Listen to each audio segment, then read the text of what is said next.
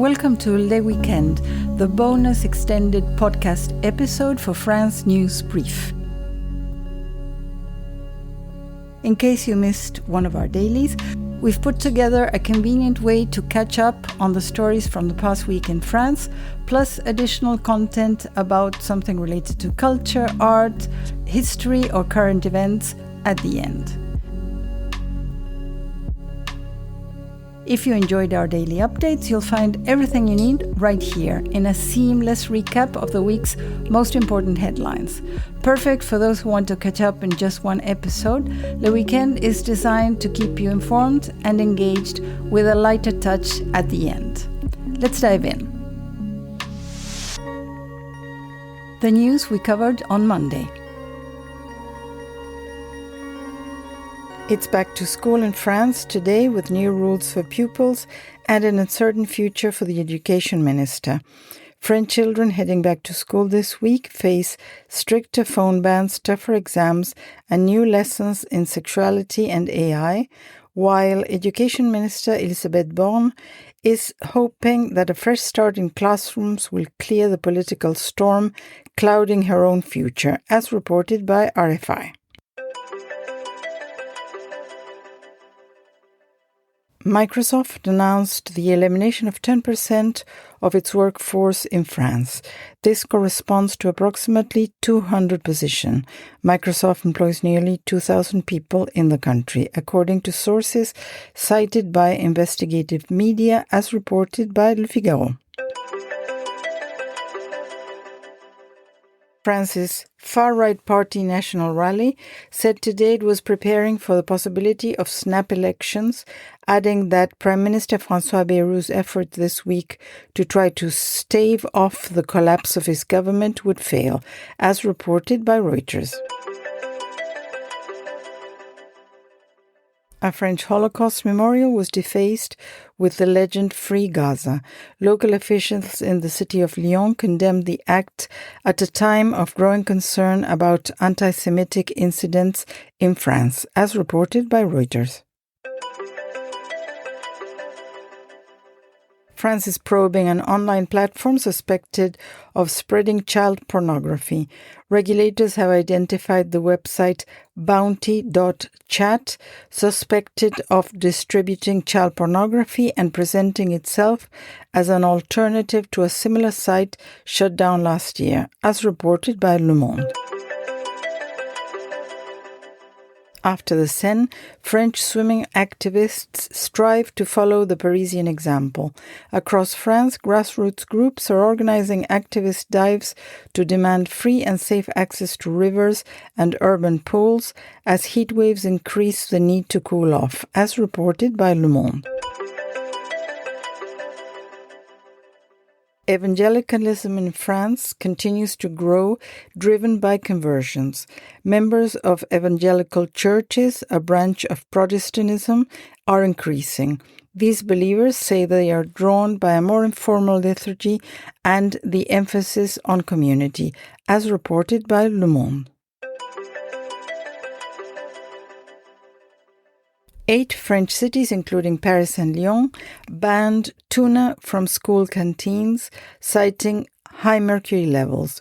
The measure was taken following research that showed high levels of mercury in tinned tuna fish, prompting fears over risks to children's health, as reported by RFI.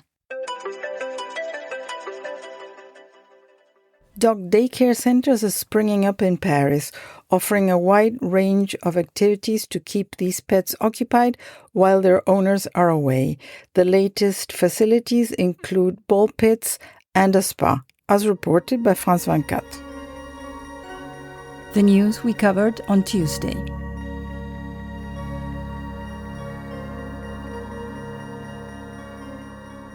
French bond yields reached a 14-year high amid political turmoil.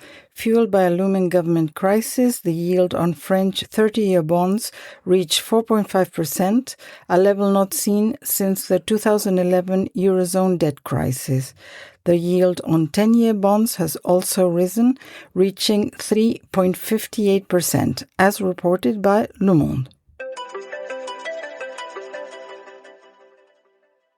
A knife attack in Marseille left several people injured. A man stabbed 5 people in the center of Marseille today before being shot dead by police. One of the victims is in critical condition, according to the public prosecutor, as reported by France 24. The French press is taking on digital databases to defend journalists' copyright against AI. French newspapers and magazines are launching an offensive against public online databases used to train generative artificial intelligence applications that they say use content without compensating the authors, putting France's professional journalism sector's economic model at risk, as reported by RFI. Alain Delon's youngest son is suing his siblings to have the actor's will annulled. The renowned French film star's youngest son, Alain Fabien, is seeking to annul a second will, armed with previously unpublished medical documents that allegedly prove Alain Delon's lack of mental capacity at the time of signing it, as reported by Le Monde. Gérard Depardieu was ordered to stand trial for rape. The French actor will face trial on charges of rape and sexual assault of actor Charlotte Arnoult, according to sources cited by Reuters. A French court issued arrest warrants for former Syrian President Bashar al-Assad over journalist deaths in Syria. The warrants issued for Assad and 6 other officials are related to the 2012 bombardment of Homs, which killed American journalist Marie Colvin and French photographer Rémi Ochlik, as reported by Le Monde. The news we covered on Wednesday. French President Macron urged the U.S. to revise its decision on Palestinian visas. The French president said today that the United States' decisions not to grant visas to Palestinian officials for the upcoming United Nations General Assembly in New York was unacceptable and should be reversed, as reported by Reuters. The French services sector neared stabilization in August.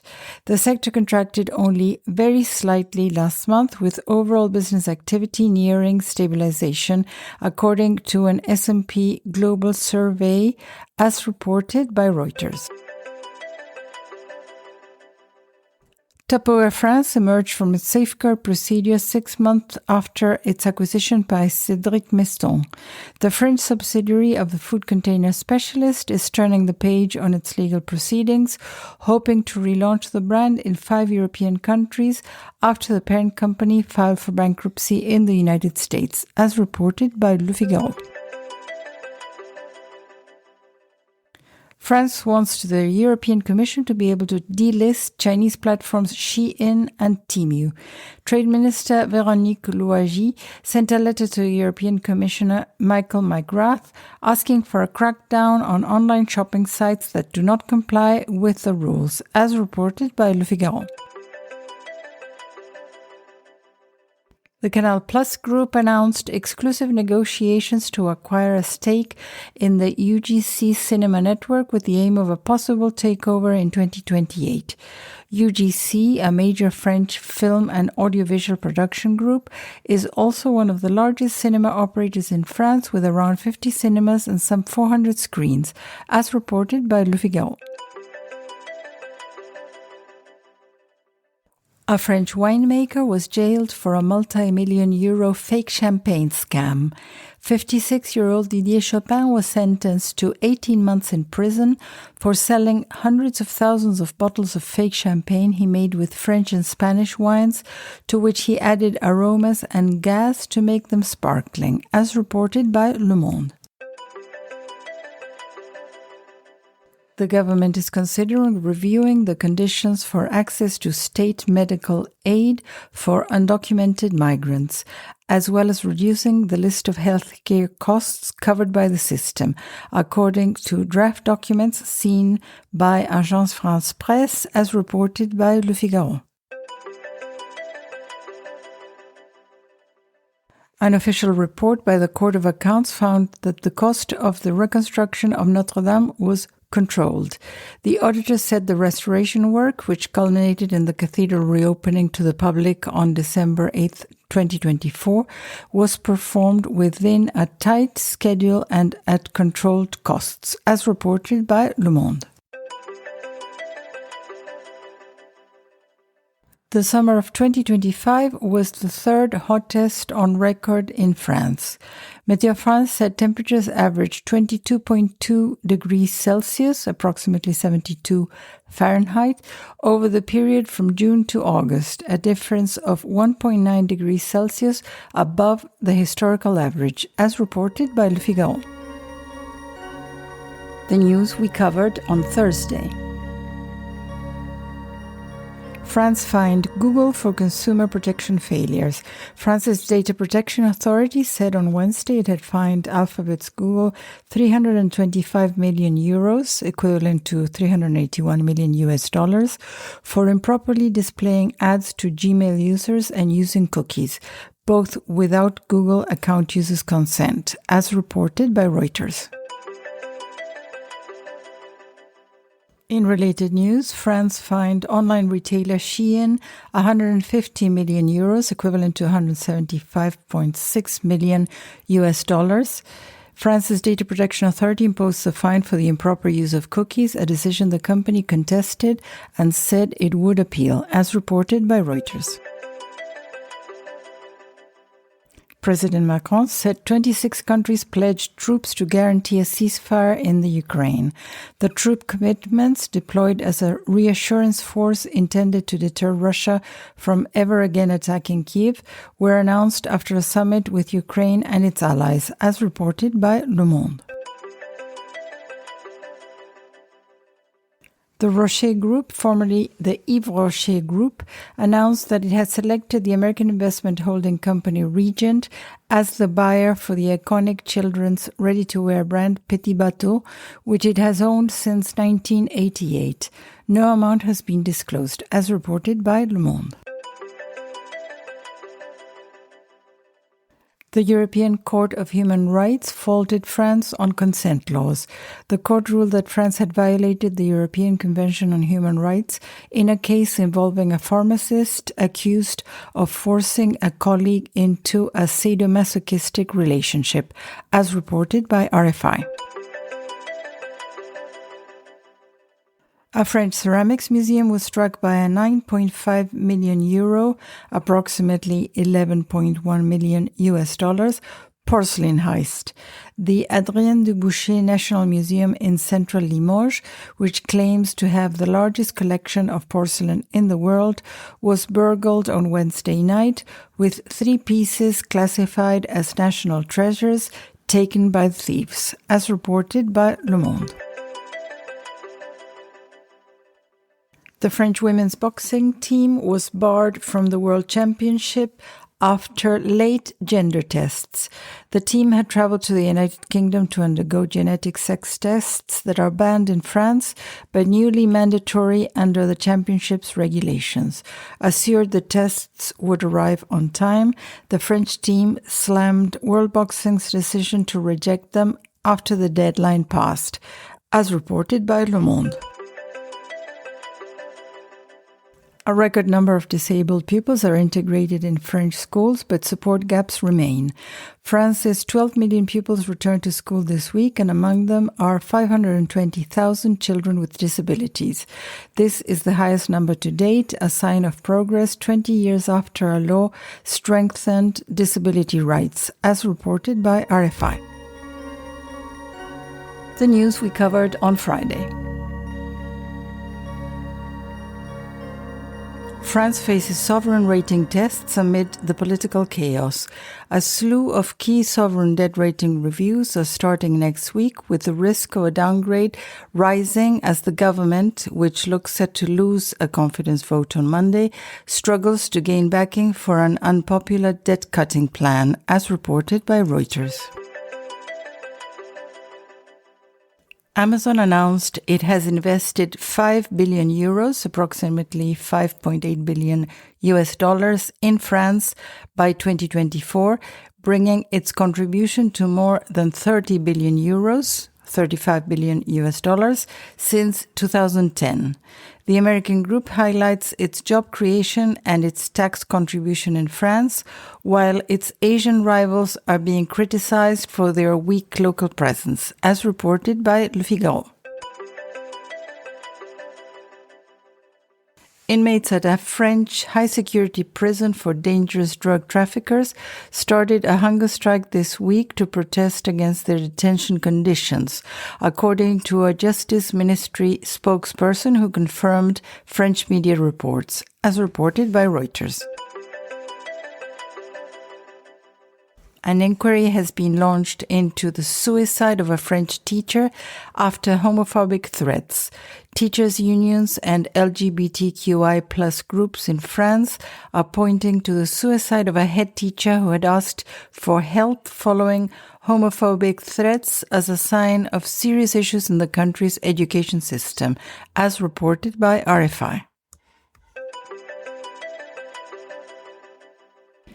Marco Capocciuti, current CEO of Trenitalia France, was elected on Thursday as head of the French Rail Association. The appointment comes at a time when competition in the rail sector from alternative operators other than French SNCF is becoming more concrete for the French everyday, as reported by Le Figaro.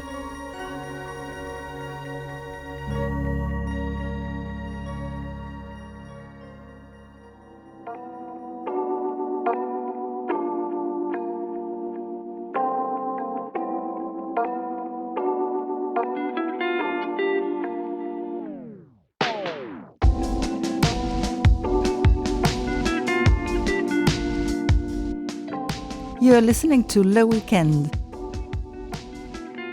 And now for our deep dive story, we look into a fascinating yet somewhat puzzling story from the heart of France's iconic wine culture, the Champagne region. This week, Champagne made headlines when a French winemaker was sentenced to jail for producing and selling fake champagne. It's a story that touches on culture, economy, tradition, and fraud, all bubbling beneath the surface of those elegant bottles we raise in celebration. So let's pop the cork on this story and explore why it matters so much to French people and the entire global champagne industry. The culprit at the center of this scandal is Didier Chopin, a 56-year-old winemaker from the northern Aisne region of France. Between 2022 and 2023, Chopin produced and sold thousands of bottles of what was supposed to be champagne but was in fact a counterfeit product. Court findings revealed that instead of champagne made from grapes grown in the Champagne region, he used ordinary wines sourced from Spain and southern France. To mimic the sparkling magic of champagne, he added carbon dioxide gas and aromas to these base wines to fake the effervescence and aroma characteristic of champagne. The scam was not quite a small-scale venture. The fraud reportedly involved several million euros and hundreds of thousands of bottles sold, damaging not only consumers but also the reputation and economy of the champagne industry.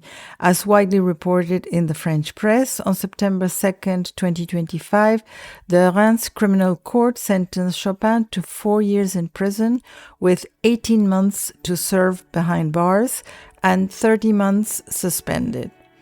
His wife was also handed a suspended sentence related to the case. Both were fined, and the court requested a permanent ban on their involvement in the champagne business. The prosecutor's office in Reims condemned the case as a cynical and premeditated logic of profit, highlighting how this sort of fraud undermines more than just sales. It attacks a heritage that is deeply entwined with French culture and identity. But why does this story matter so much in France? Champagne is more than just a wine in France. It is a symbol of celebration, heritage, and quality recognized around the world.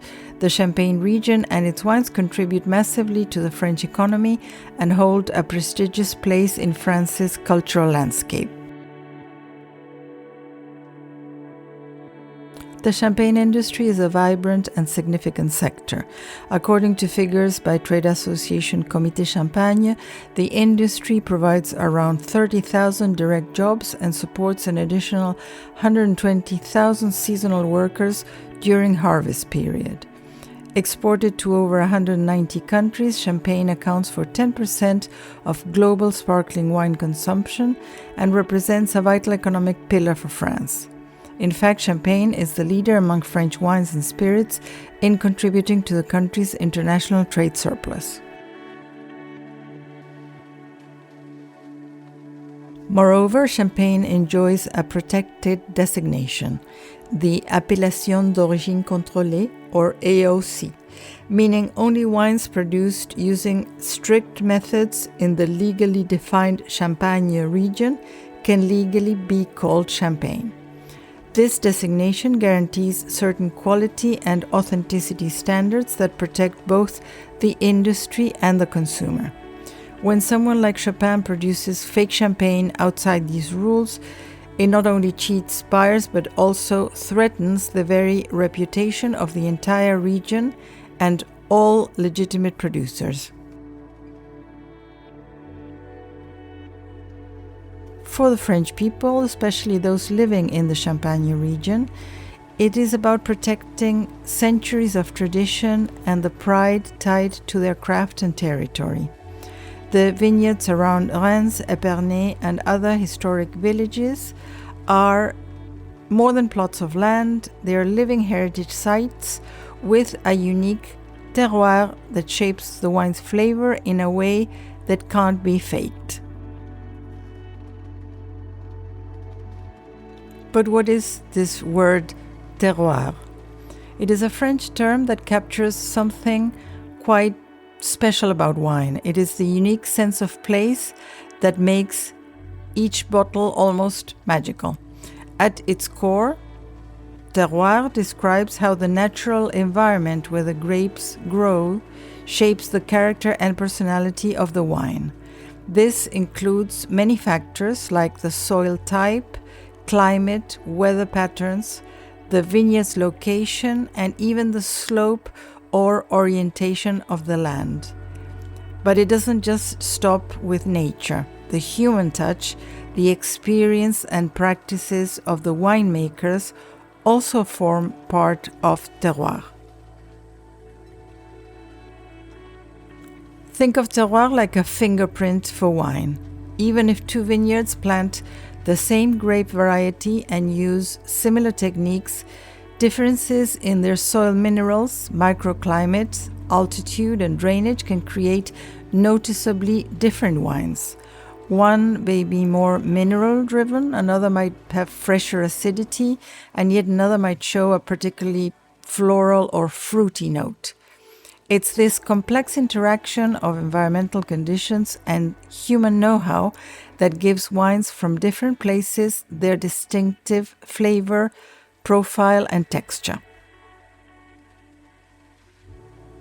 Terroir is so important that in France it underpins the control designation of origin system, which protects and values wines tied to a specific region.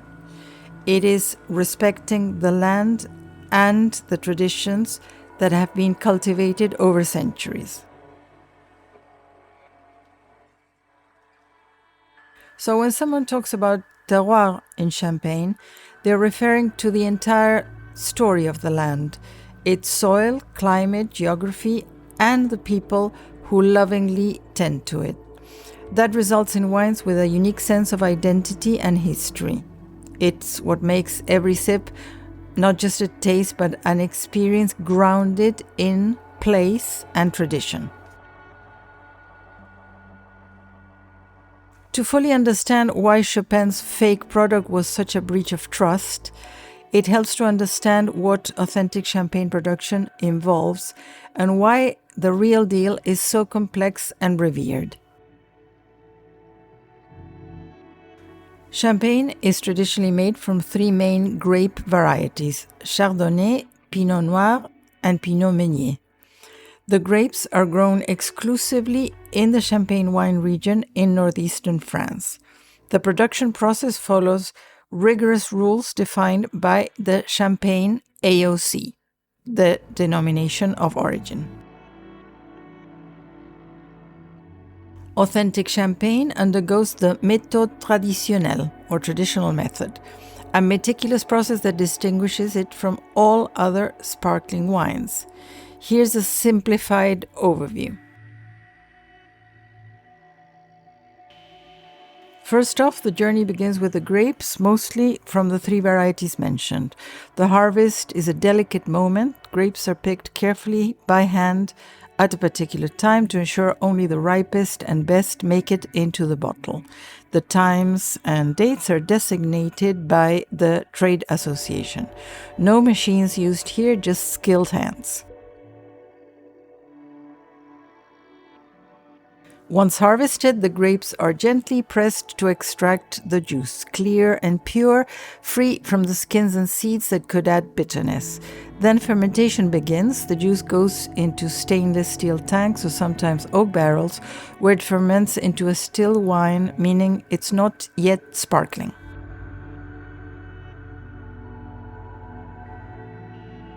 And here's where the real magic starts. The winemakers blend different still wines from various grape varieties and even different years. This blending, known as assemblage, is like creating a signature recipe. Each champagne house has its style, carefully crafted by blending components to reach the perfect balance of flavor, acidity, and aroma.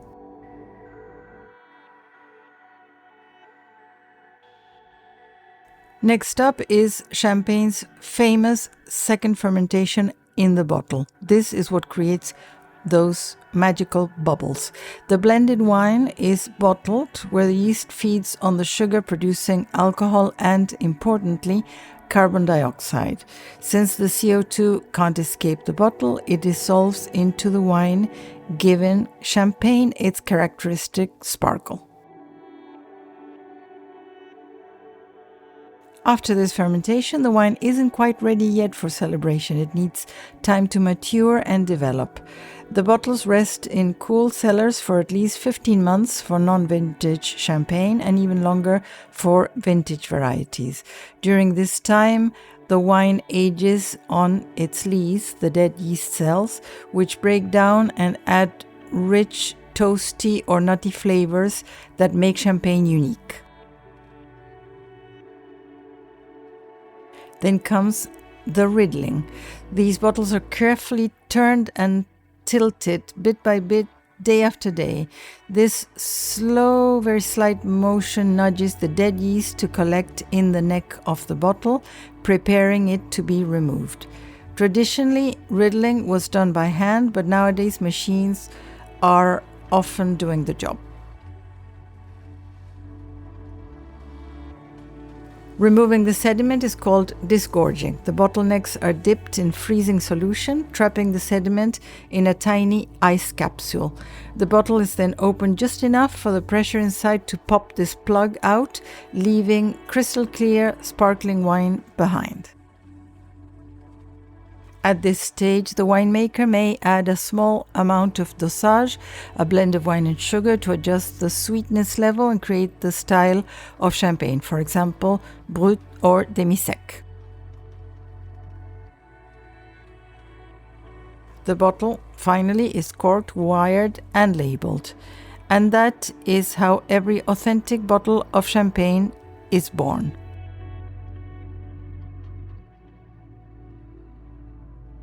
In contrast, Champagne's fake method involves taking ordinary still wines made outside of Champagne and forcibly injecting carbon dioxide gas to create artificial bubbles. He also added artificial aromas to mimic the characteristic scents. This approach lacks the natural development of bubbles through fermentation and the complexity brought by aging, as well as the blending artistry that defines the region's style. The wine essentially lacks the soul of Champagne, both in flavor and heritage. To connoisseurs and producers alike, this is a serious insult to the craft. This kind of fraud damages the industry on several fronts. Economically, it siphons money away from the legitimate producers who abide by the demanding and expensive production standards, and it cheats consumers who expect and pay for premium quality. And finally, it risks the reputation of Champagne globally, a name that has been carefully protected for over 150 years. Fake champagne also undermines consumer confidence. If buyers begin to worry about authenticity, they may hesitate to purchase or pay premium prices, ultimately hurting the industry. Moreover, it places real producers at a competitive disadvantage. The sentencing of Didier Chopin sends a strong message that fraud of this nature will not be tolerated and that protecting the integrity of Champagne is a priority for France and the international wine community.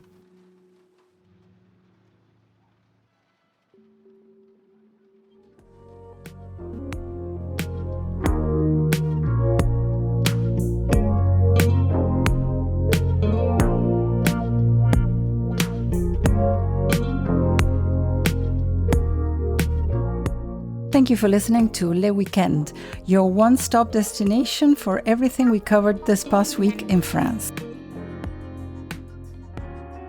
Catch our daily France News Brief roundups of the main news in France every weekday, wherever you get your podcasts. Stay informed.